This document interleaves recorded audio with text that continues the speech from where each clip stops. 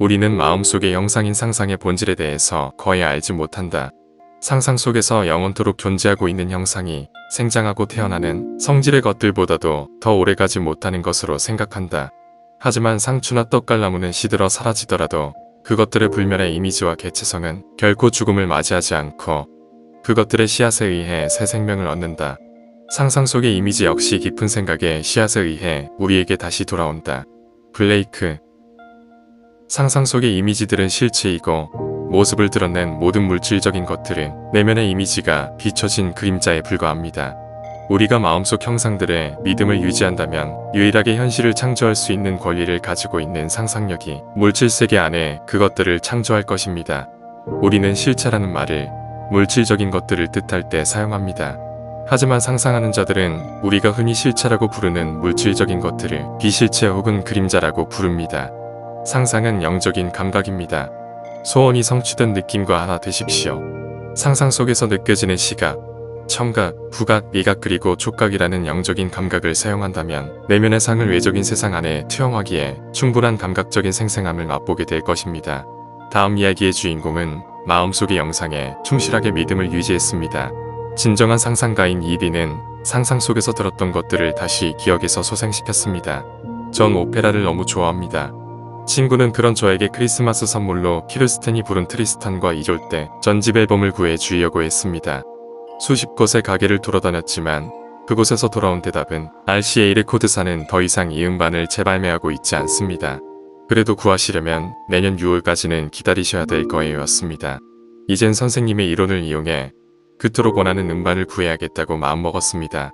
거실에 누워서 단골인 가게에 들어가 이미 얼굴과 목소리를 알고 있는 점원에게 묻는 것을 상상했습니다. 키르스텐이 부른 트리스탄과 이졸 때 전집 앨범이 있어요? 예, 갖고 있어요. 장면은 그곳에서 끝났고 이것을 실제처럼 느낄 때까지 계속 반복했습니다. 그날 오후 늦게 마음속의 무대를 현실을 옮기기 위해 직접 레코드 가게로 향했습니다.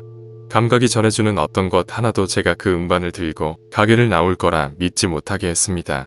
저는 친구가 9월에 들었던 똑같은 대답을 똑같은 가게에서 똑같은 판매원에게 들었던 적이 있었습니다. 그날 아침 상상 속에서 보았던 점원에게 다가가 말했습니다. 키르스텐이 부른 트리스탄과 이졸 때 전집 앨범이 있어요? 답변이 들렸습니다. 아니요, 갖고 있지 않은데요.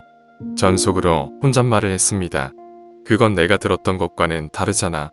그 가게를 떠나려고 돌아섰을 때 선반 위에 제가 찾던 음반 광고가 붙어 있는 것을 보고는 점원에게 한마디 했습니다. 상품이 없으면 광고도 하지 말아야 될 것 같은데요. 판매원은 그러네요라고 대답하고는 선반 위로 올라가서 광고를 떼어내려고 했습니다. 그때 5장의 음반이 들어있는 전집 앨범을 발견했습니다. 그 장면은 제가 상상했던 것과는 완전히 똑같이 펼쳐지지는 않았습니다. 그래도 상상 속에서 의도했던 결과와 일치했습니다. 선생님께 어떻게 감사드려야 할까요? 이 비의 편지를 읽은 후에 우리는 앤서니 이든이 사실로 받아들인 것이 거짓일지라도 계속 고집한다면 현실로 굳어질 것이라고 말한 것에 동의할 것입니다. 감각의 영역과 융화된 이비의 상상은 상상의 장면들을 풍성하게 만들어서 그것들을 자신의 것으로 만들었습니다. 우리의 미래는 창조의 과정을 밟아가고 있는 상상력의 활동입니다. 이비는 자신의 삶을 원하는 모습으로 만들기 위해 상상력을 사용했습니다. 그로 인해 삶이 비추는 대로 반응하기만 하던 것을 넘어 삶에 영향을 미치기 시작했습니다. 이비는 자신의 상상 속에서 펼쳐졌던 드라마가 실체이고 물질적인 활동은 하나의 그림자에 불과하다는 것을 확신했습니다. 그래서 점원에게 돌아온 대답이 아니요, 가지고 있지 않은데요였을 때 그건 내가 들었던 것과는 다르잖아라고 마음속에서 말할 수 있었습니다. 그는 상상 속에서 자신이 들었던 소리를 기억해냈을 뿐만 아니라 여전히 기억 속에서 간직하고 있었습니다.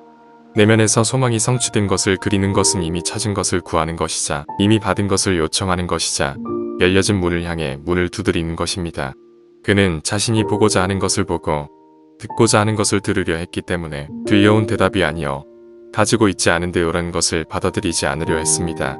상상력을 사용하는 사람들은 깨어있는 채로 꿈을 꿉니다.